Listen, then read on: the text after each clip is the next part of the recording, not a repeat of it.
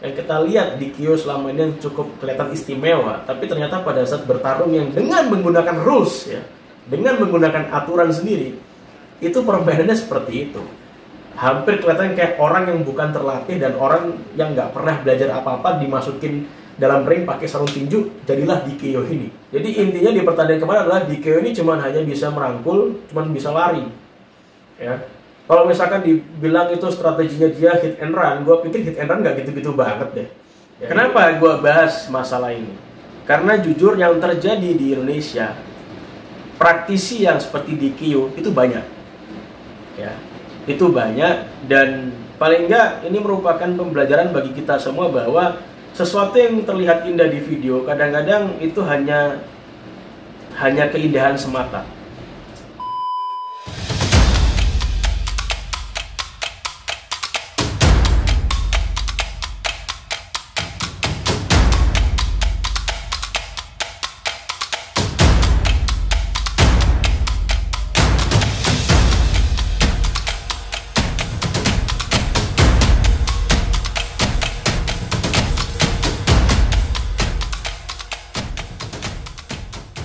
Kembali lagi di channel gue, dan kali ini kita akan bahas tentang pertandingan yang beberapa waktu lalu cukup viral ya, yaitu antara Dikyo dengan Bradley Scott. Sebelum kita bahas dan gue mereview pertandingan kemarin, mungkin gue bisa sedikit memberikan profil dari masing-masing kedua fighter, dimana Dikyo dan juga Bradley Scott ini memiliki dua latar belakang yang sangat berbeda. Dimana kalau lu lihat Dikyo adalah seorang, bagi gua dia as a martial art practitioner, jadi sebagai praktisi seni bela diri, dan juga yang satu lagi as a professional fighter, khususnya di MMA, jadi sebagai petarung profesional di ajang mixed martial art ya, dimana itu tentu latar belakang yang sangat berbeda di antara dua orang ini. Oke, kita sekarang bahas tentang profil dari Dikyo sendiri. Jadi Dikyo berkebangsaan Korea Selatan ya, dan dimana dia cukup viral dari videonya dia beberapa tahun lalu pada saat memberikan demonstrasi pada satuan elit di Korea lah, dengan memberikan teknik-teknik yang cukup cepat dari segi pukulan, tendangan, dan juga beberapa teknik-teknik pembelaan diri versinya dari dia. Dan dari situlah dia hanya viral, diundang di beberapa negara untuk memberikan seminar ya, dan juga menciptakan atau mendirikan yang namanya Warfare Combat System. Jadi Dikyo sendiri juga terkenal, beberapa video-videonya kita bisa lihat di YouTube sangat banyak. Dia menunjukkan demonstrasi pukulan 1 inci layaknya Bruce Lee ya, jadi one in punch. Terus ada beberapa teknik dengan menggunakan senjata seperti pisau ya, dan so far gue lihat dia sebagai seorang praktisi atau seniman bela diri yang cukup punya potensi dan cukup berbakat, tapi banyak orang yang akhirnya meragukan teknik-teknik dari yang diajarkan apakah efektif di dunia nyata atau pertarungan nyata, karena kita bisa melihat semua di video-videonya dia selalu dengan serangan yang lambat ya, pelan, dan juga banyak dari mereka ini pada saat melakukan demonstrasi pasangannya ini tidak ada resistance atau perlawanan sama sekali. Dan dikarenakan itulah akhirnya banyak orang yang coba memprovokasi mungkin ya, bagaimana kalau Dikyo ini atau sistem dari Dikyo sendiri ini dicoba di dalam combat sport ya, di dalam sebuah pertarungan, olahraga pertarungan. Jadi awal mulanya seperti itu. Nah, sekarang kita ngomongin lawannya nih, si Bradley Scott. Dimana Bradley Scott ini terkenal sebagai veteran UFC ya. Kita tahu UFC merupakan ajang bergengsi, ajang MMA bergengsi di dunia. Dia kelahiran dari United Kingdom, dia lahir di Inggris, dan memang dia melakukan debut atau karir profesionalnya di MMA di tahun 2009. Dan sudah bertanding kurang lebih 17 kali pertandingan, dan hanya 5 kali apa 6 kali kalah. Dan memang dia berprofesi sebagai professional fighter, sehingga tentu fokusnya dia yang dia latih ya hanya digunakan pada saat kepentingan dia bertanding ya. Jadi sangat berbeda sekali dengan Dikyo yang dia diundang di seminar-seminar dengan memberikan tutorial atau teknik-teknik pembelaan diri. Tapi untuk Bradley Scott sendiri, dia fokus sebagai fighter, sebagai petarung profesional yang memang goalnya dia adalah untuk dapat bayaran, dapat belt, dapat piagam atau medali dan segala macamnya. Intinya dapat reward lah ya. Nah, dari dua orang tadi itu akhirnya terjadilah sebuah pertarungan, di mana sebenarnya pertarungan ini diawali dari ada salah satu MMA fighter dari China bernama Su Xiangdong kalau nggak salah, di mana yang pertama kali ingin mencoba untuk melakukan pertarungan dengan DKO adalah dia gitu.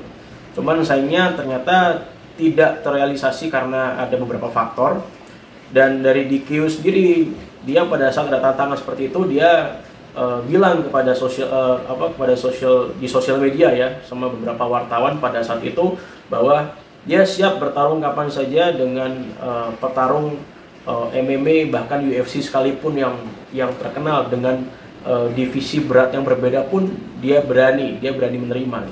If Dana White gave you a contract and you're going to fight tomorrow in MMA, let's just say, do you think you could hang and fight with some of the other guys? Like, do you watch him and say, I think I can beat that guy? Do you think about that? If UFC or Dana White's willing to come up with the fight, that has an enthused audiences, he's saying that he can fight anybody. So you think you can fight anybody? Yeah. You're that confident? Yes, Conor McGregor, he pointed him out. But you think you can fight anybody and go up against these guys? Yes, sir. It doesn't matter. Dan gue lihat juga DKO pernah mengklaim kalau dirinya dia sebagai penerus dari atau pengganti dari Bruce Lee. Ya, karena dia merasa gerakannya secepat Bruce Lee, dia juga bisa melakukan one inch punch ya seperti itu, dan dia juga mewakili atau representasi dari orang Asia. Ya, jadi bagi gua itu terlalu berlebihan ya, karena gua pikir ya seorang Bruce Lee as a legend, gua pikir sampai kapanpun nggak mungkin ada yang menggantikan gitu. Tapi ya namanya orang, dia mau mengklaim dirinya sebagai apapun ya suka-suka dia ya. Dan ternyata akhirnya singkat cerita Su Xiangdong nggak bisa bertanding ya karena beberapa faktor, salah satunya juga tidak diperbolehkan dari China keluar ya untuk traveling gitu ya. Akhirnya yang diberikan kesempatan adalah Bradley Scott sendiri, dan dimana dia sudah pensiun beberapa tahun belakangan ini, sudah lama tidak bertanding, dan dia diberikan berita atau jadwal mengenai pertandingan ini dan dengan waktu yang durasi yang cukup singkat. Tapi bedanya adalah pertandingan ini dibuat dengan aturan tinju ya, jadi boxing match bukan MMA di situ. Dan kita bisa melihat di dua fighter ini memiliki tinggi, jangkauan dan berat yang cukup berbeda ya, jadi tidak sama. Beda dengan selama ini kita lihat pertandingan pasti dari weight kategori kan pasti selalu sama ya, tinggi bisa beda ya, cuman pasti berat pasti sama. Cuman untuk pertandingan kali ini Bradley Scott lebih mendominasi khususnya untuk berat badan sendiri. Pertandingan akhirnya diadakan di Korea, dan dari awal gue sudah memprediksi bahwa pasti pertandingan akan dimenangkan oleh Bradley Scott ya.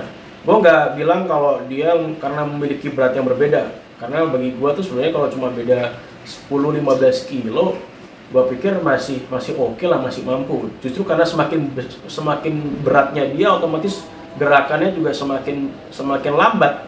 Harusnya DKO yang dia menunjukkan beberapa video-videonya melakukan pergerakan cepat, harusnya dia bisa lebih mendominasi harusnya. Cuman pada saat itu gue sudah memprediksi bahwa DKO pasti bisa kalah angka, bahkan bisa kalah KO. Karena jujur aja, gue lebih pro orang yang dalam arti memang dia punya pengalaman jam terbang di combat sport daripada orang yang cuma hanya memberikan teknik-teknik atau tutorial di video-video, tapi mungkin selama hidupnya dia nggak pernah bertanding sama sekali atau nggak pernah merasakan kena pukul, kena tendang beneran.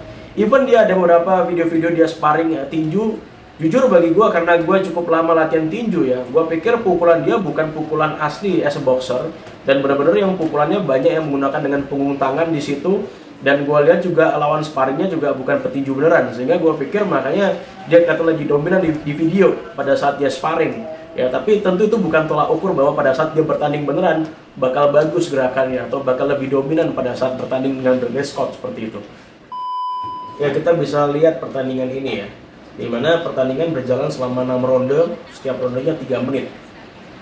Dan pada saat ronde pertama, gue sudah bisa membaca bahwa dari stance-nya DKO sendiri, ya, bahkan sebelum dia masuk ke ring pun, dia pada saat jalan dari entrance sendiri menuju ke ring itu cukup dengan wajah yang cukup nervous, cukup gugup. Ini penilaian gue nih ya. Kenapa gue bisa bilang seperti itu? Karena gue mantan fighter, gue tahu banget orang yang misalnya kalau gue mau hadapin orang ini udah panik atau udah gugup duluan, gue bisa membaca lah kira-kira reaksi wajahnya seperti apa atau gelagatnya seperti apa. Ya, cuman karena mungkin dia merasa ini main di Korea, dia merasa bahwa banyak yang mendukung dia seperti itu. Dari Bradley Scott sendiri, gue yakin dia pasti lebih santai karena dia udah terbiasa masuk ke dalam sebuah arena dan ditonton oleh orang banyak. Dan pada saat bertanding pun, gue melihat ini jelas-jelas pertandingan yang tidak sesuai dengan ekspektasi orang banyak, karena orang pasti akan berpikir bahwa ini pertandingan pasti bakal seru ya, pasti bakal jual beli pukulan, bahkan mungkin DKO bisa melakukan counter dengan cepat. Tapi ternyata yang kita lihat selama ini, yang kita lihat DKO selama ini cukup kelihatan istimewa, tapi ternyata pada saat bertarung yang dengan menggunakan rules ya, dengan menggunakan aturan sendiri, itu permainannya seperti itu. Hampir kelihatan kayak orang yang bukan terlatih dan orang yang nggak pernah belajar apa-apa dimasukin dalam ring pakai sarung tinju, jadilah DKO ini. Karena gue lihat dari pertama, dari stance atau kuda-kudanya sendiri bukan orang yang terlatih. Dan juga pukulannya sendiri di pukulan tinju juga gue pikir bukan seperti itu ya, pukulan tinju. Karena apa ya? Padahal dia juga sudah melakukan persiapan yang cukup lama. Dia ikut pelatihan atau ngambil kelas boxing ya, dia latihan rutin di situ untuk mempersiapkan pukulan-pukulannya dengan melakukan sparring juga. Tapi ternyata masih jauh dari yang gue bayangkan. Bahkan dari Bradley sendiri, jujur kalau gue lihat di pertandingan kemarin, karena mungkin dia pure MMA fighter, pada saat dia pertandingan boxing juga gue bilang dia secara teknik masih ini ya, masih biasa-biasa aja, kurang disiplin dengan banyak tangan di bawah. Ya apa mungkin dia merasa dia lebih pede karena dia secara postur besar, ya gue nggak tahu. Cuman yang pasti dari pertandingan kemarin gue melihat bahwa DKO ini sangat jauh dari gambaran yang kita lihat selama ini. Ya, karena jujur aja dia lebih banyak lari di dalam ring daripada dia melakukan serangan. Ya, dia lari udah kayak anak kecil dikejar sama bapaknya, ya, dan dia rasanya bingung mau melakukan teknik seperti apa lagi gitu loh. Dan bisa dibilang pada saat roda-roda berikutnya berjalan, dia juga sudah kelihatan exhaust ya, udah kelihatan habis stamina, nafas dan segala macam. Mungkin juga faktor usia ya, kita nggak tahu. Cuman terlepas daripada itu semua, kita kan sebagai penonton kan ingin disajikan sebuah pertandingan yang paling nggak cukup seimbang dengan porsi latihannya dia gitu ya, atau yang kita kenal dia selama ini. Tapi ternyata masih sangat jauh sekali dari gambaran yang kita duga ya. Dan selama pertandingan itu pun gue lebih sering melihat DKO melakukan clinch atau memeluk lawan daripada dia memukul. Jadi intinya di pertandingan kemarin adalah DKO ini cuma hanya bisa merangkul, cuma bisa lari. Ya, kalau misalkan dibilang itu strateginya dia hit and run, gue pikir hit and run nggak gitu-gitu banget deh. Ya ini udah terlalu kacau banget. Dan gue lihat juga Bradley Scott juga dia rasanya terlalu enjoy aja dia melayani DKO ya. Mungkin dalam hatinya terserah deh lu mau mukul kayak gimana, nggak ngefek buat gue gitu ya. Karena apa? Karena pada saat pertandingan itu pun ya reaksi orang-orang di sana pun juga mungkin kaget juga melihat DKO dengan pukulan-pukulannya yang jelas nggak efektif sama sekali. Dia cuma berusaha menghindar, menjauh, lari, clinch, dan coba aja dihitung sudah berapa kali clinch sepanjang 6 ronde itu. Akhirnya selama 6 ronde berjalan, pertandingan pun akhirnya dimenangkan oleh Bradley Scott ya, dan dimenangkan secara angka, secara poin ya.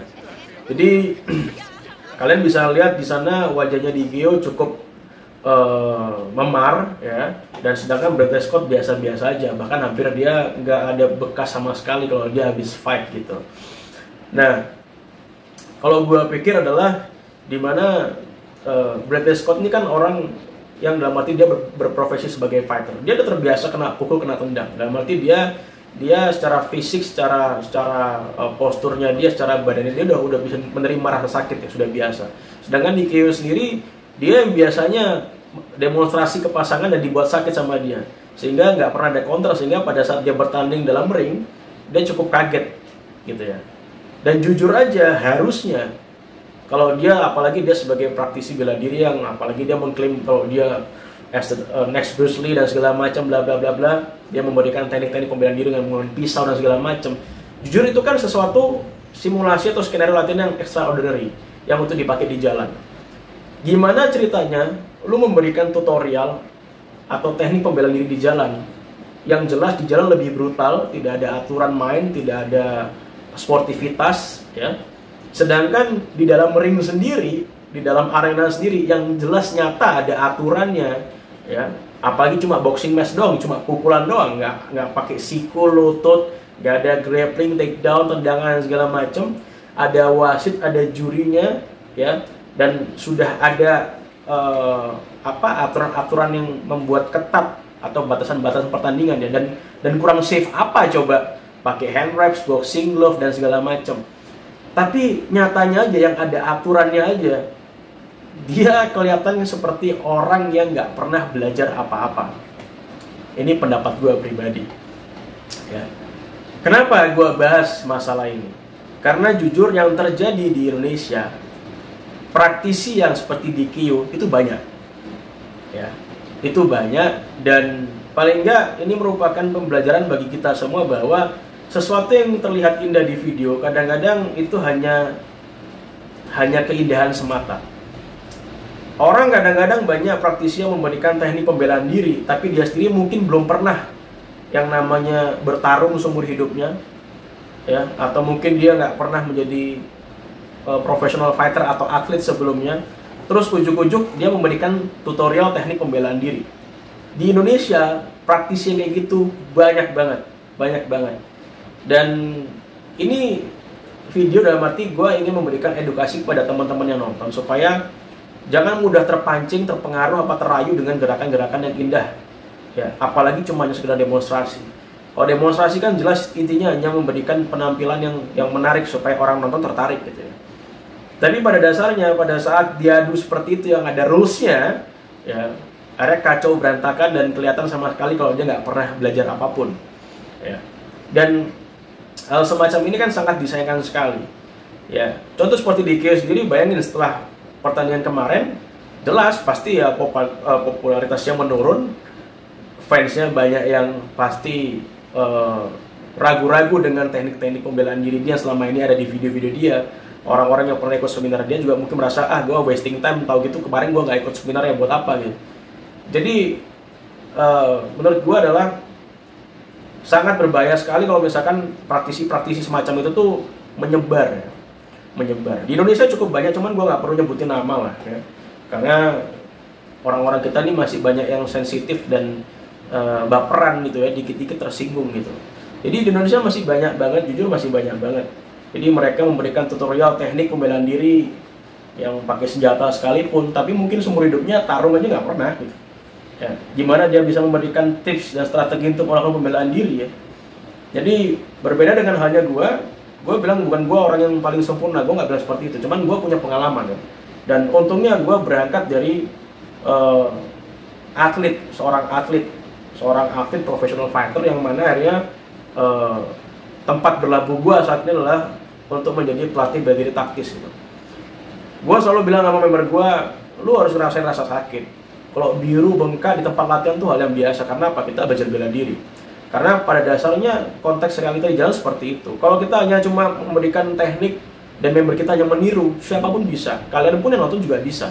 Tapi pada saat ada praktek, adanya perlawanan, adanya resistance di situ, dengan adanya mungkin sedikit pressure training, ya, dengan tekanan, ya, dengan bentakan, makian, itu pasti akan sedikit berbeda dan hasilnya pasti akan jauh berbeda sekali. Karena ini semua tentang masalah tentang mental. Teknik itu nomor sekian. Ada orang yang tekniknya bagus tapi mentalnya buruk, mentalnya jelek pada saat bertanding atau pada saat tarung, nggak keluar semua. Jadi ini sangat bahaya sekali praktisi-praktisi yang seperti ini, ya.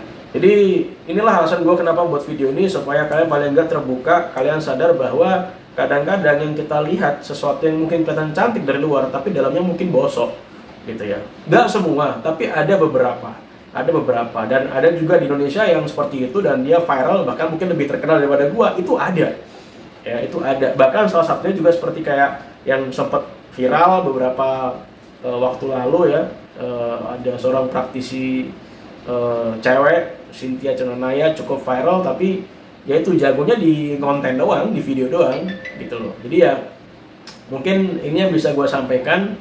Jadi hal-hal semacam ini harus kita tetap awasi terus, harus tetap kita kita kawal terus, karena jangan sampai menjadi sebuah pembodohan ya, pembodohan bagi siapapun yang menonton, karena nggak selamanya yang indah itu dari luar, dalamnya juga indah ya. Perlu kita telusuri lagi, perlu kita lihat track recordnya seperti apa.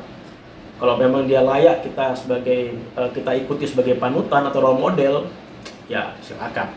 Oke, thank you banget yang udah nonton.